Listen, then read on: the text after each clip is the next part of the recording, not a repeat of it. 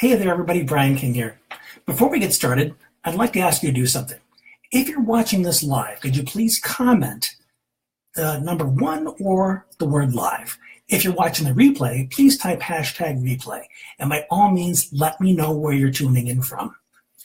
And one of the many masterminds that I belong to, one of the members brought up this very interesting fact. He said, I feel bad when I have to turn people away because they want me to do something that I'm not good at. And my response to him was, good. That's not one of your people. You don't want to be a jack of all trades, a master of none. You want to be a specialist. You want to be good at what you're good at, and you want people to seek you out for that. If you're not good at something, okay, find somebody else you can send that to. Let me give you a way that's applicable to more than just business. If you've been watching me for a while, you're familiar with my story. You know that I have MS, and you know that it's progressing, and there are things that I'm unable to do. I've been recently encouraged to stop driving, which means I have to allow people to drive me around. I can't just jump in my car and run an errand.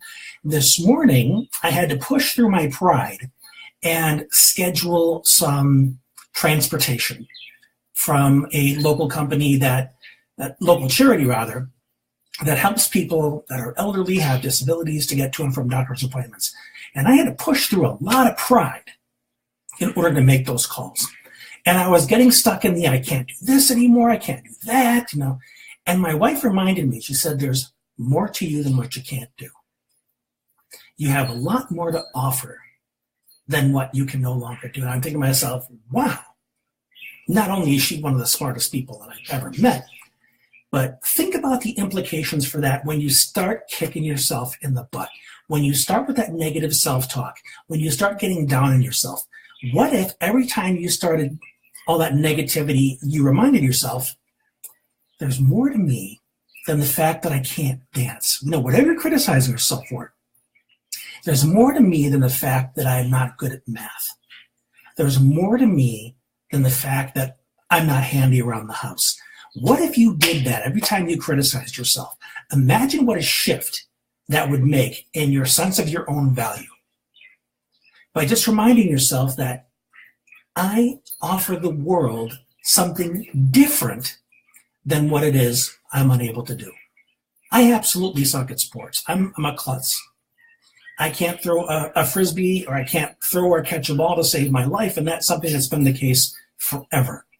But there's more to me than my ability to pitch a baseball. So many of our kids, and even teenagers or adults, get stuck in the context they're in. They're maybe at a backyard picnic, or they're on the playground at school. Other kids are doing great at sports and they're stinking, and they immediately assess their own value based on the context. I'm stupid, I'm clumsy, I'm no good at this.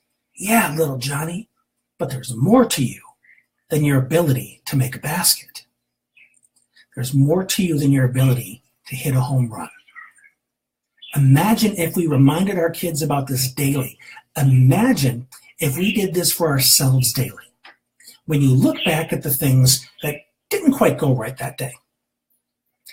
You said something that upset a customer, you didn't get a client that you thought you would, and you say, man, I'm a failure, as an entrepreneur, I can't get enough business, what's wrong with me? And you can say to yourself, there's more to me than today's failures. There's more to me than today's mistakes. What if you thought this way? Imagine how powerful a shift that would be. My son recently encountered a lady chewed him out. He was walking the dog pooped in the yard. He forgot to bring a plastic bag, and the lady chewed him out as though he were responsible for every dog that ever pooped in the yard. And he felt bad at first. And now looking back, what if he said this to himself? There's more to me than this woman's opinion of me. There's more to me than how this woman chose to see me in this moment.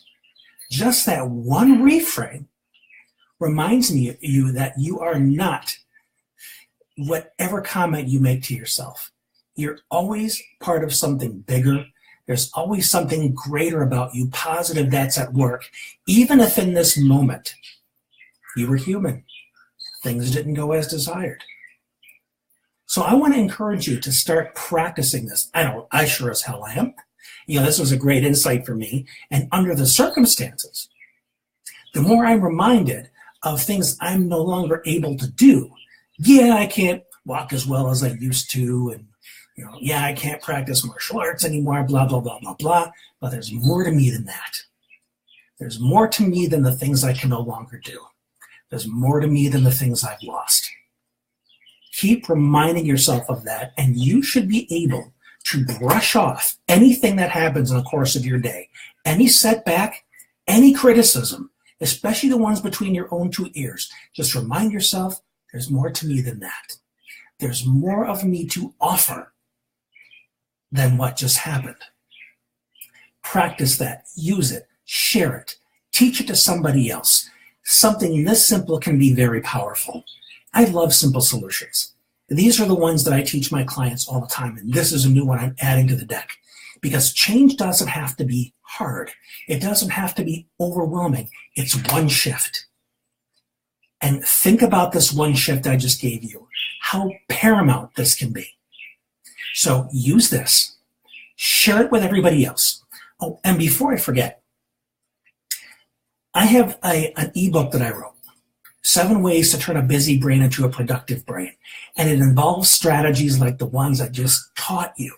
Those little shifts that take a brain that's scattered and doesn't know where to go and makes it laser focused and able to get things done. Little shifts.